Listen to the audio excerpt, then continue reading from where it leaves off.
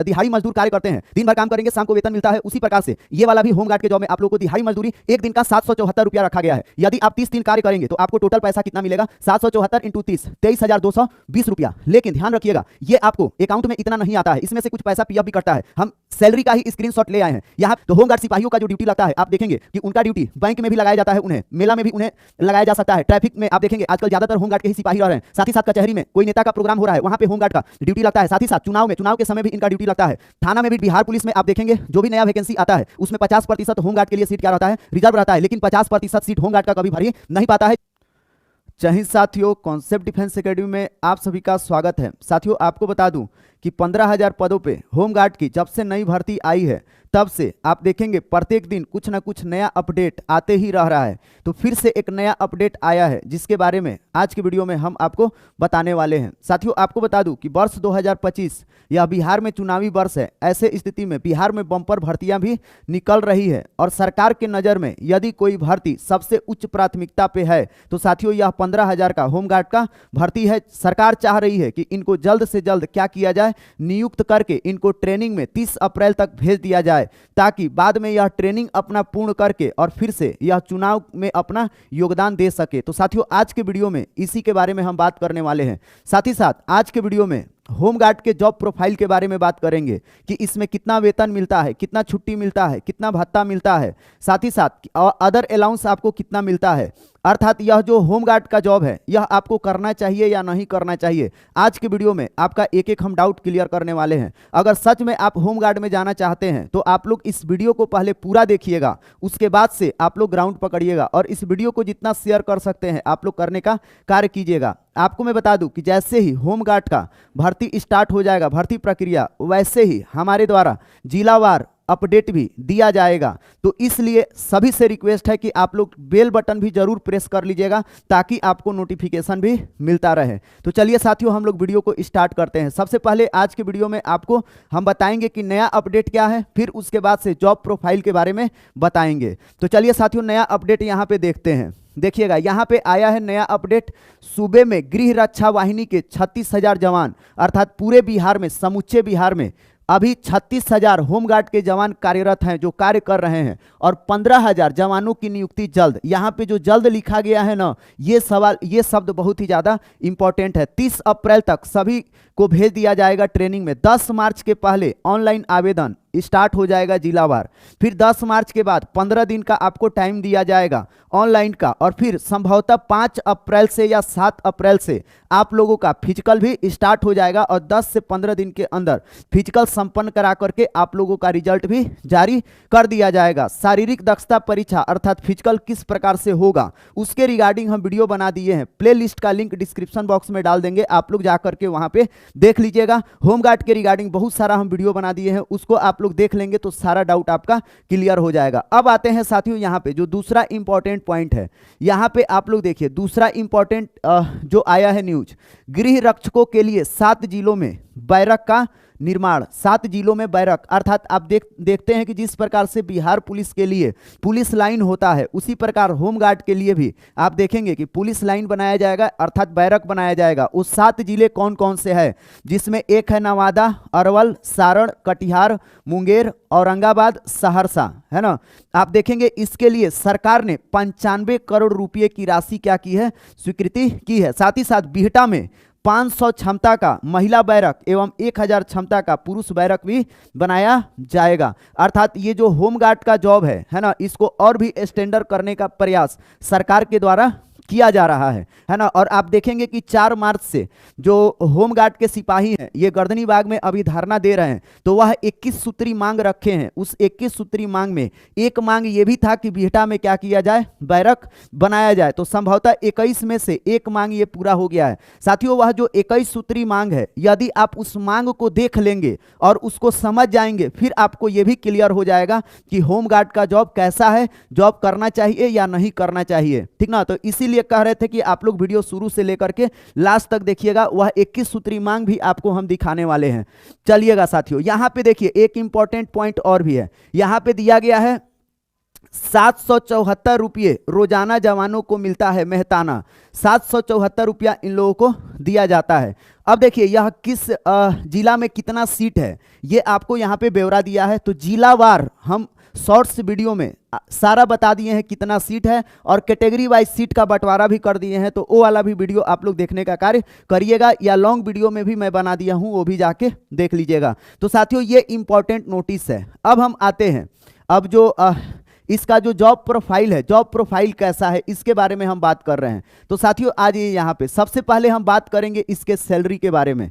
साथियों होमगार्ड का जो सैलरी है, पहला नंबर चीज आप लोग समझिएगा, जिस प्रकार से दिहाड़ी मजदूर कार्य करते हैं, दिन भर काम करेंगे शाम को वेतन मिलता है, उसी प्रकार से ये वाला भी होमगार्ड के जॉब में आप लोगों को दिहाड़ी मजदूरी एक दिन का 774 रुपया रखा गया है। यदि आप 30 दिन कार्य करेंगे तो आपको टोटल पैसा कितना मिलेगा, 774 इंटू 30, 23,220 रुपया। लेकिन ध्यान रखिएगा ये आपको अकाउंट में इतना नहीं आता है, इसमें से कुछ पैसा पीएफ भी कटता है। हम सैलरी का ही स्क्रीनशॉट ले आए हैं। यहाँ पे देखिए यह होमगार्ड के एक सिपाही का यहाँ पे सैलरी आया हुआ है। आप लोग देखिए अकाउंट में क्रेडिट हुआ है कितना, 21,360 इन हैंड आया है, अर्थात 23,220 रुपया, 774 रुपया के हिसाब से ये आपका सैलरी बना 30 दिन का, जिसमें से 1860 रुपया पीएफ कट जाता है, और पीएफ कटने के बाद जो आता है खाते में 21,360 रुपया। और सबसे इंपॉर्टेंट बात यह है कि यदि आप 5 दिन 6 दिन 7 दिन अगर छुट्टी मार दिए हैं तो छुट्टी मार देंगे तो उसका पेमेंट आपको नहीं मिलता है। तो ये भी कॉन्सेप्ट क्लियर कर लीजिए। 300 दिन आपको ड्यूटी करना है यदि आपको पैसा कमाना है तब। अदर विभाग में आप देखेंगे, बिहार पुलिस कांस्टेबल में यदि आप छुट्टी लेते हैं तो उसका भी पैसा मिलता है, जबकि होमगार्ड में छुट्टी लेंगे तो उसका पैसा आपको नहीं मिलता है।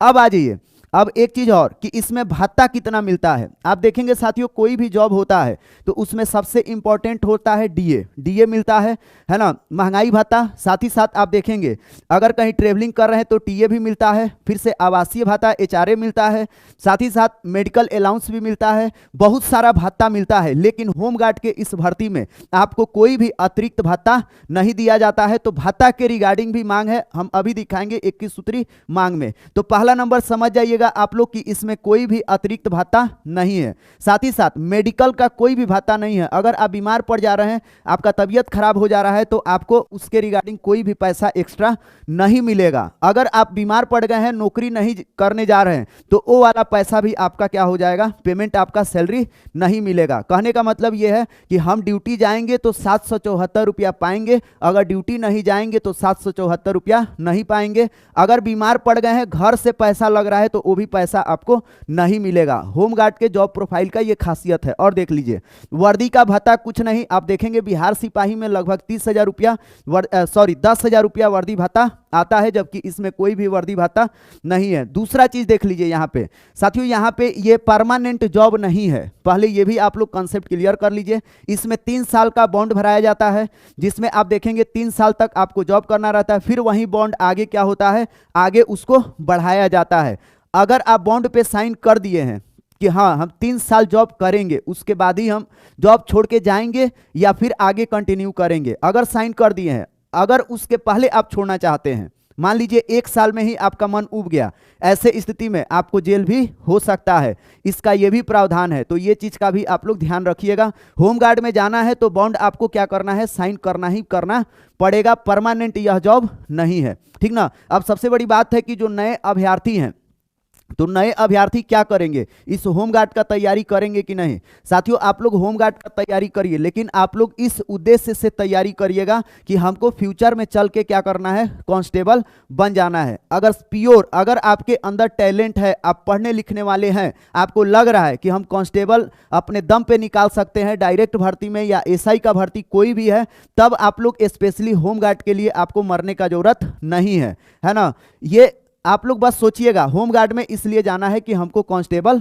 बनना है, ठीक ना। नए अभ्यर्थियों के लिए बोल रहा हूं, है ना। जिनका उम्र हो चुका है, एज एक्सपायर हो गया है ना, अभी कुछ नहीं कर रहे हैं, उनके लिए होमगार्ड का जॉब क्या है, ठीक है कि बेरोजगारी के दौर में उन्हें कुछ ना कुछ तो मिल ही रहा है, ठीक ना। चलिएगा अब आते हैं साथियों, यहाँ पे ध्यान दीजिए। अच्छा एक पॉइंट और है कि जो मान लीजिए नए अभ्यर्थी ज्वाइन कर लिए, 3 साल का बॉन्ड भर दिए, पहले अगर छोड़ना चाहेंगे तो उन्हें क्या होगा, जेल होगा। साथियों उनके लिए अलग प्रावधान कुछ बनाया गया है, जिसमें आप बॉन्ड जब तोड़ेंगे तो कुछ पेमेंट आपको हर्जाना भरना पड़ेगा, उसके बाद से आप उससे मुक्त भी हो सकते हैं, ठीक ना। चलिएगा आगे देखिए, यहाँ पे एक और पॉइंट है, सेवा से मुक्त या विरमित, नो सैलरी।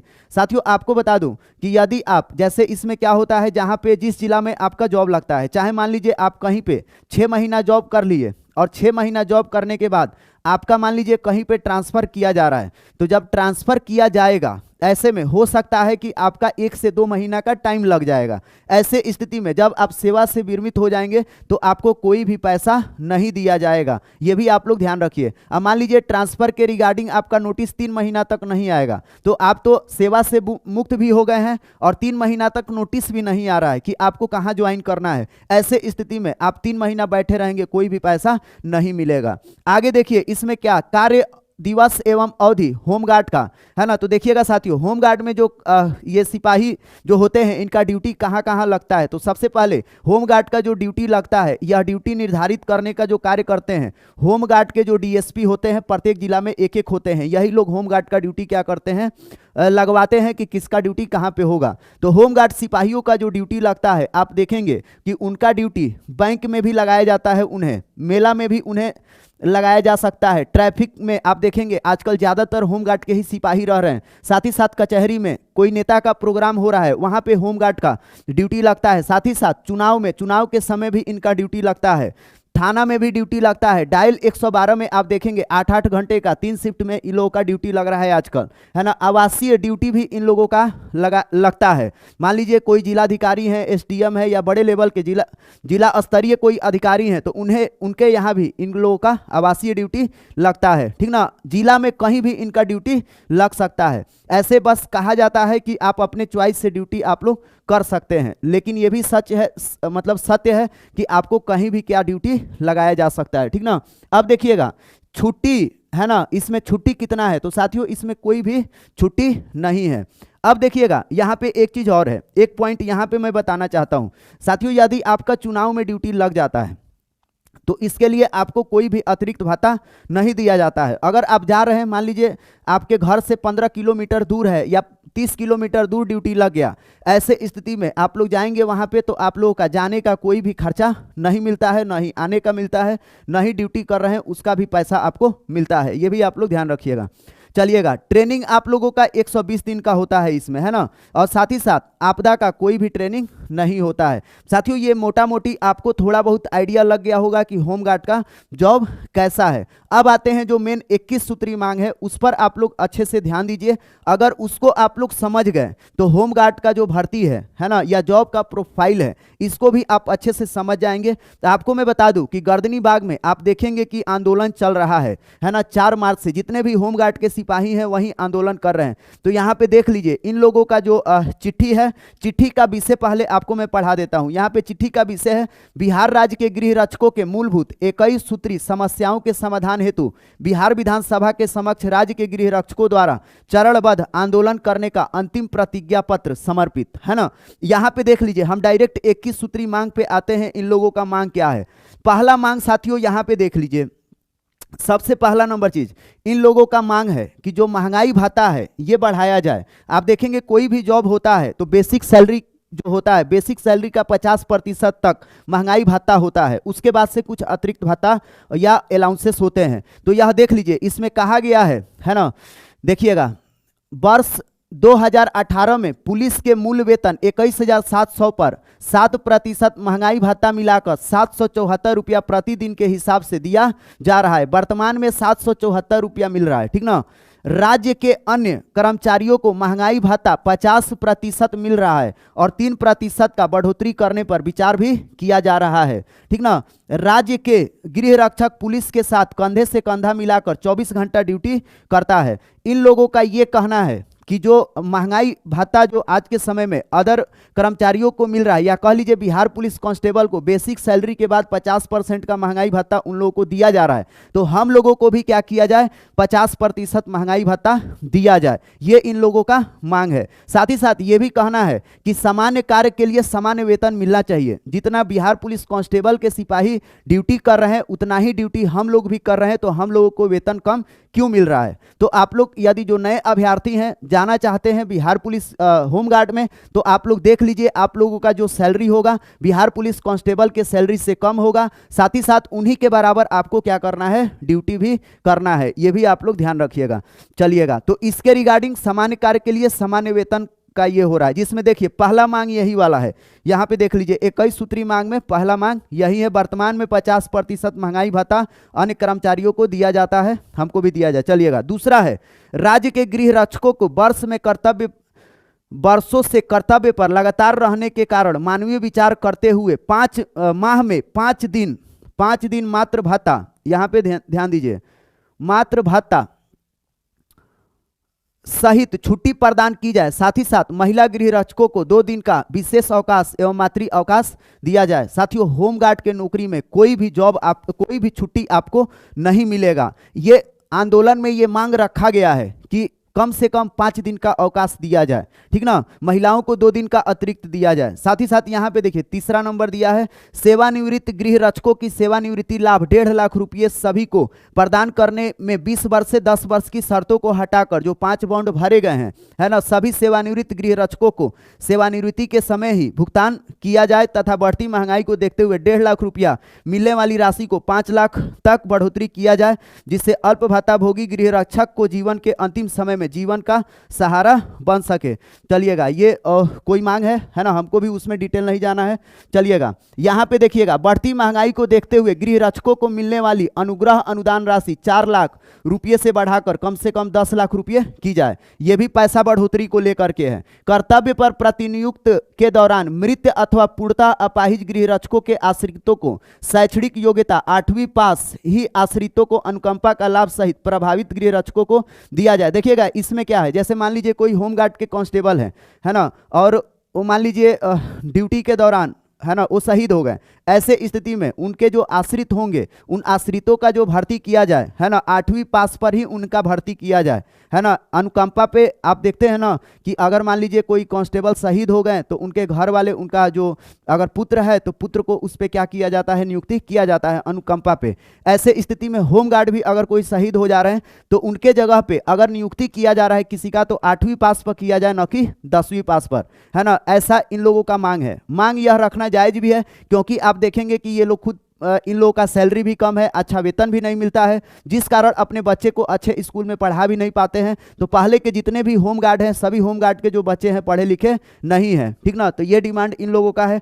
साथ ही साथ यहाँ पे देख लीजिए, गृह रक्षकों को कर्तव्य के दौरान बीमारी या दुर्घटनाग्रस्त होने पर इलाजरत अवधि तक कर्तव्य मानते हुए भत्ते का भुगतान किया जाए। अगर आप कोई बीमारी से ग्रसित हो गए हैं, आप बीमारी से ग्रसित हो गए हैं, ऐसे स्थिति में आप छुट्टी ले लिए हैं, तो आपको कोई भी वेतन भत्ता नहीं दिया जाएगा। अगर एक्सीडेंट हो गया, ड्यूटी के दौरान ही आपका पैर टूट गया, तो उसके लिए भी आपको कोई पैसा नहीं मिलेगा अतिरिक्त। अगर ड्यूटी छोड़ दिए हैं तो वो भी पेमेंट नहीं मिलेगा। इस जॉब में यही फॉल्ट है। जबकि अदर जॉब में आप देखेंगे, कांस्टेबल में अगर मान लीजिए आपका क्या होता है कि पैर ही टूट गया या आपका एक्सीडेंट हो गया, घर में बैठ गए, फिर भी आपका सैलरी क्या रहेगा, चालू रहेगा। आगे आ जाइए, यहाँ पे कहा गया है, राज्य के सभी जिलाओं में कार्यालय के साथ ही गृह रक्षक बैरक एवं महिला गृह रक्षक बैरक, नल जल शौचालय, स्नानागार अलग अलग एवं संघ कार्यालय इत्यादि का निर्माण किया जाए। आपको मैं बता दूं, जहां पे होमगार्ड का अभी बैरक है वहां पे एक ही शौचालय है जिसका इस्तेमाल महिला भी करती हैं और पुरुष भी करते हैं। तो ये डिमांड है कि अलग अलग बैरक में शौचालय का भी और स्नानागार का भी क्या किया जाए,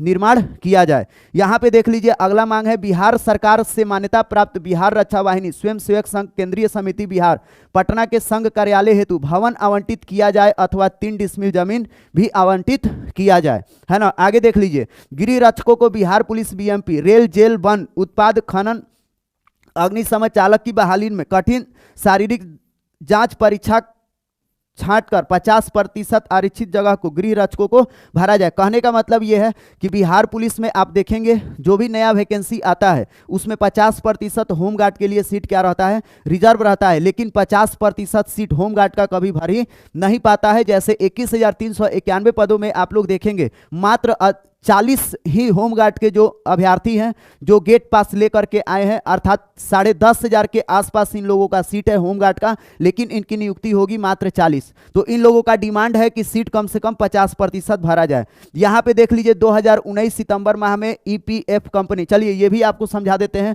यदि मान लीजिए कहीं पे दंगा होता है और वहाँ पे होमगार्ड के सिपाही जाते हैं तो मान लीजिए उन्हें चोट लग जाता है ना, या मान लीजिए वो शहीद हो गए, ऐसे स्थिति में उन लोगों का क्रियाक्रम करने के लिए 20,000 रुपया सरकार के द्वारा क्या किया जाता है, दिया जाता है, और बाद में 2 लाख रुपया भी दिया जाता है। तो इन लोगों का डिमांड है कि अगर इस प्रकार से कोई आकस्मिक घटना हो जाता है तो हम लोगों को पैसा अच्छा खासा मिलना चाहिए, है ना। और आप देखेंगे कि जो पैसा मिलने वाला है, ये सब जो मिल रहा है मुआवजा बहुत ही कम मिल रहा है, तो इन लोगों का डिमांड है कि इस मुआवजा को भी क्या किया जाए, बढ़ाया जाए। चलिएगा आगे देख लीजिए क्या है 11 नंबर में, प्रत्येक गृह रक्षकों को पुलिस के समान सालों भर ड्यूटी करने के कारण पुलिस के समान प्रत्येक वर्ष वर्दी भत्ता धुलाई, है ना, वर्दी भत्ता का डिमांड इन लोगों का है। सेवानिवृत्त स्वस्थ गृह रक्षकों को अनुबंध पर अन्य विभाग की भांति रखा जाए, है ना। आगे देख लीजिए, पूर्व सेवानिवृत्त गृह रक्षकों की जीवन यापन भत्ता दिया जाए, साथ ही साथ सरकार द्वारा आम नागरिक को मिलने वाला सभी सुविधा दिया जाए, क्योंकि इनके जीवन के अंतिम समय में 2 जून,